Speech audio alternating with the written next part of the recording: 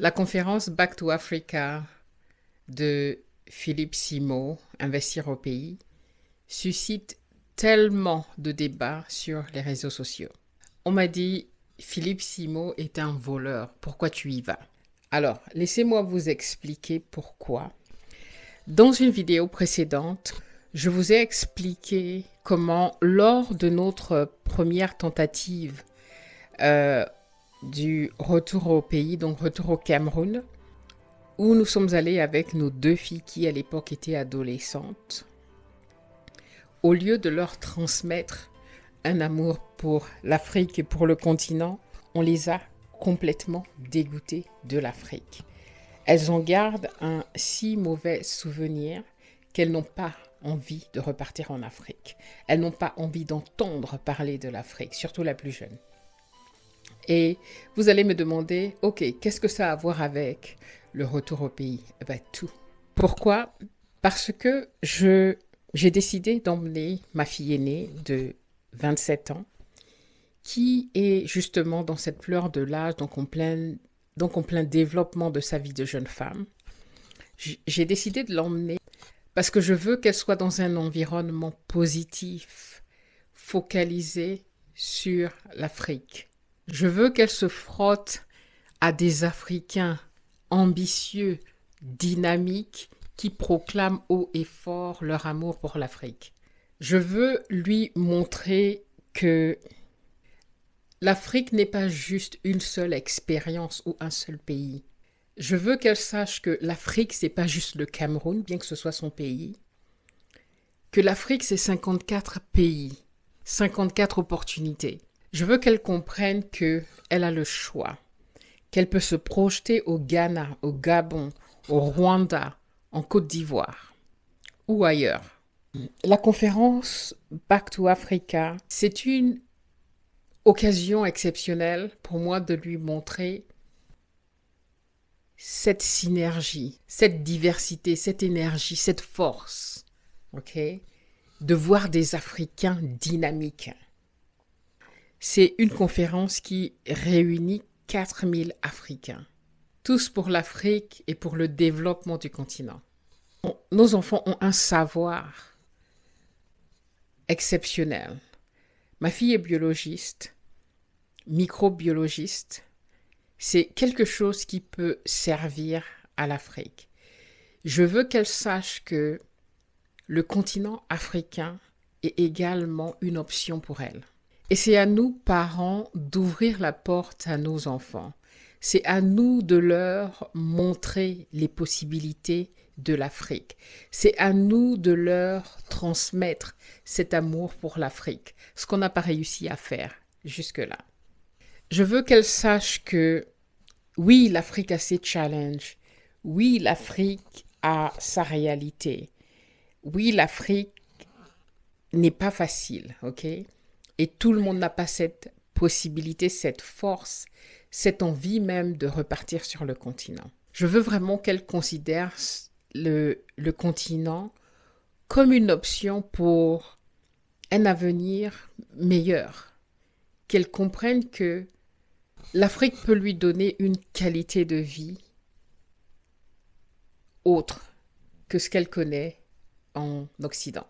Pour ma part, je pars vraiment pour être au milieu de cette communauté, ok? De personnes qui ont les mêmes objectifs que moi. Quand j'en ai parlé autour de moi, les objections que j'ai eues, c'était « Oh, c'est trop cher, c'est du vol. » 200 euros? 200 euros, c'est ce que une femme dépenserait dans un sac designer, certainement plus. 200 euros, c'est une place de concert. J'ai vu mes enfants payer des places de concert à 400 pounds, ce qui est à peu près 450 euros certainement. 200 euros, c'est placer une brésilienne sur la tête. 200 euros, c'est une somme que beaucoup dépenseraient dans l'alcool, dans les bars, dans les sorties, dans les boîtes de nuit, dans les restaurants. 200 euros, c'est ce que beaucoup dépenseraient dans les vêtements en un mois.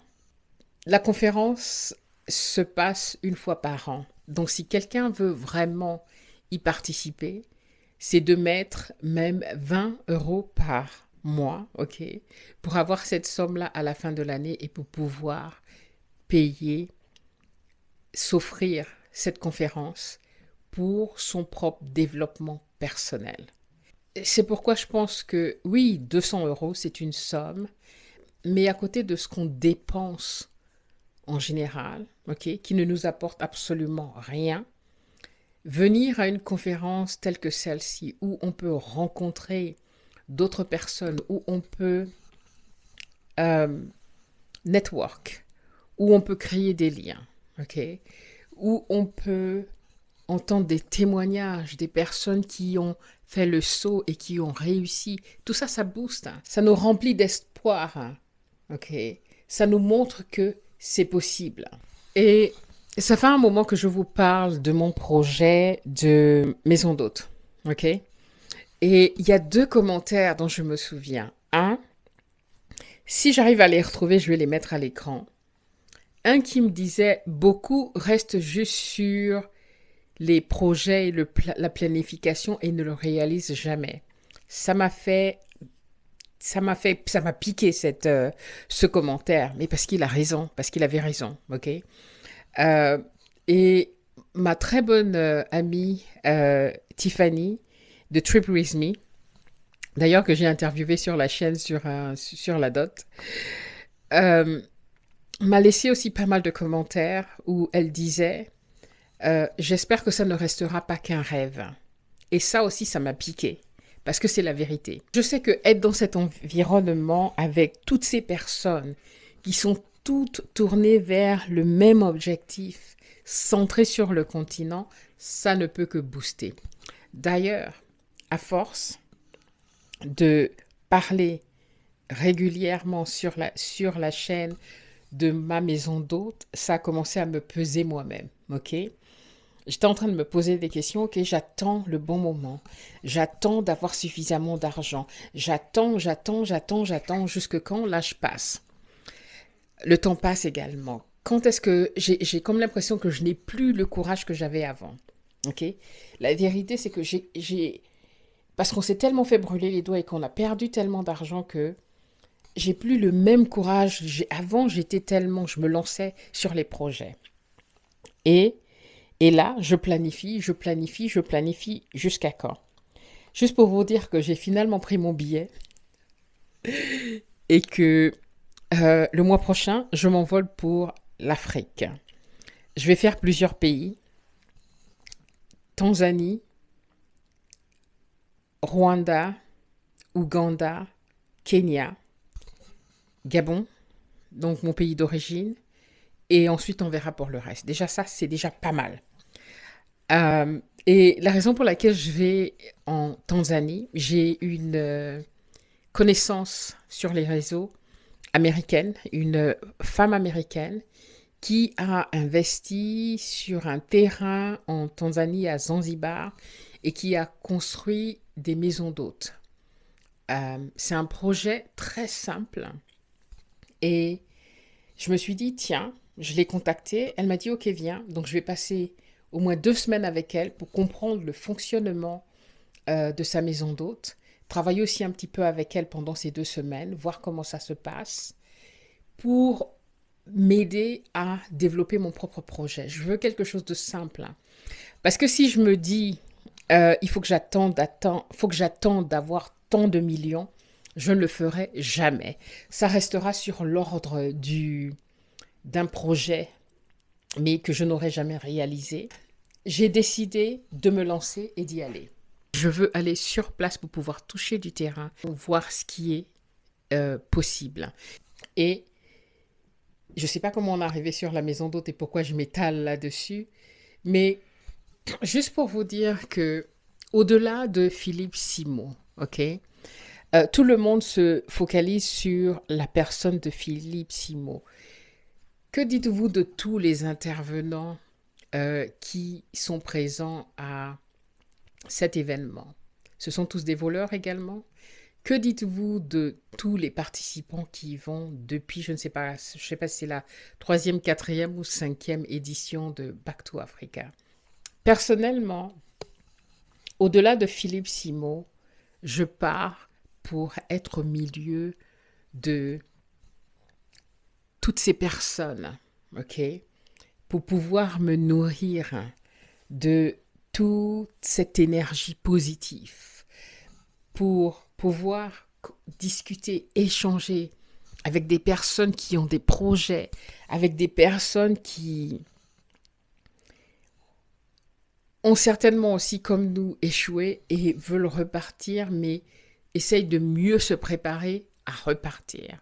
Voilà pourquoi je veux être à Back to Africa. Et pour moi, les 200 € dépensés en valent la peine. J'espère que ma fille aura l'opportunité de faire connaissance avec d'autres jeunes Africains, francophones surtout, parce que elle est anglophone et bien qu'elle parle français, elle est anglophone et elle n'a pas grandi dans cet environnement francophone.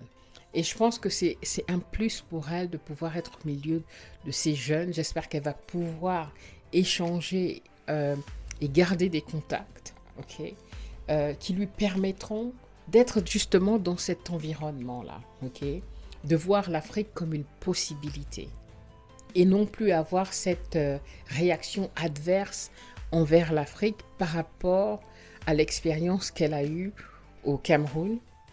Et j'espère également que en y allant, elle pourra transmettre son ressenti de l'événement qui, je suis sûre, sera positif à sa petite sœur. Et pour moi, c'est important de voir toutes ces personnes qui ont transformé le défi du retour au pays en opportunité, ok? À ces personnes qui passent du rêve à la réalité.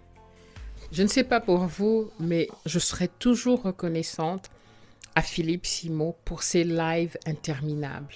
J'ai passé des nuits à regarder les débats sur l'Africain. Et ça a beaucoup éveillé des choses en moi. Ces conversations où il avait des lives pendant des heures et des heures et des heures et invitait plusieurs personnes sur sa chaîne, ces lives-là ont réveillé les consciences de la diaspora. Beaucoup, comme nous, envisageaient d'aller en Afrique, mais ça restait toujours de l'ordre de la planification. Un jour, on verra. Okay? Le fait qu'ils viennent sur Internet, les réseaux sociaux aujourd'hui, c'est incontournable. Okay? Tout se passe sur les réseaux sociaux. Le fait qu'ils viennent sur les réseaux sociaux et challenge chacun d'entre nous, okay? De passer à l'action et non pas de juste parler, qui réveille justement quelque chose en nous, ça. Et ces vidéos étaient gratuites, c'était des informations gratuites, c'était des émissions où on passait des heures à écouter et à nous nourrir de toutes ces informations. Pour moi, ça reste quelqu'un qui a été un point tournant pour beaucoup de personnes de la diaspora à se lancer enfin. D'ailleurs, si ces lives vous ont inspiré, commentez, laissez un message dans les commentaires. Et l'autre chose importante aussi, c'est qu'à cette conférence, il y aura beaucoup de stands de produits made in Africa. Ce qui est très important pour moi également. Ma fille, dernièrement, a acheté des vêtements auprès d'une Nigériane en ligne qui vend de très très beaux vêtements africains. D'ailleurs, elle portera peut-être un de ces vêtements-là, un de ces ensembles à l'événement. Je pourrais prendre une photo et vous montrer. Et elle commence à son niveau à s'intéresser à l'Afrique depuis l'Occident, mais sans vouloir aller sur le continent. Ok? Et je pense qu'aller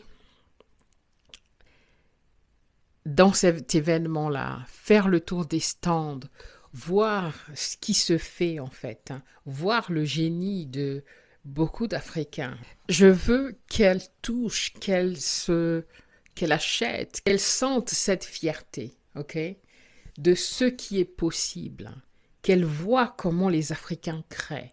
Parce que si tu vis juste en Occident tout le temps, ok, tu es très peu exposé au génie des Africains, d'accord? À part tes parents, d'accord? Mais encore tes parents. À part ton entourage direct. Investir en Afrique, c'est pas seulement dans l'immobilier ou l'agriculture, ok? C'est aussi encourager, promouvoir à travers nos vidéos. Par rapport aux intervenants, je n'en connais pas beaucoup. Bon, il y a ceux que je vois, que j'ai vus régulièrement sur Internet. Mais ce que j'ai fait, c'est j'ai pris chaque intervenant et j'ai fait une playlist d'un extrait où on parle de chaque intervenant pour me permettre de les connaître avant d'arriver et savoir à quoi m'attendre, pour pouvoir me préparer également quand j'arrive, hein, sur quoi prêter plus attention, pour savoir s'il y a un intervenant qui va plus dans mon domaine ou pas. Mais celui que j'ai hâte d'entendre, c'est Valère, agriculteur moderne. Agriculteur moderne, c'est quelqu'un que Serge, mon époux, suit beaucoup parce que il fait dans l'agriculture. Et vous savez qu'on a une plantation, enfin pour ceux qui connaissent, hein, on a une plantation au Cameroun. Donc ça m'intéresse vraiment de l'entendre et de savoir ce qu'il a à dire, en plus que ce qu'il partage déjà sur sa chaîne YouTube. Plus que les intervenants, pour moi, c'est vraiment la communauté. C'est vraiment être dans cette communauté-là. Voilà, je préfère dépenser cet argent pour aller être auprès d'une communauté qui encourage, qui inspire vers le développement de l'Afrique et encourage ceux qui hésitent encore à franchir le pas. Et j'espère vraiment que cette conférence aidera au moins à montrer à ma fille que l'Afrique est un continent où elle peut envisager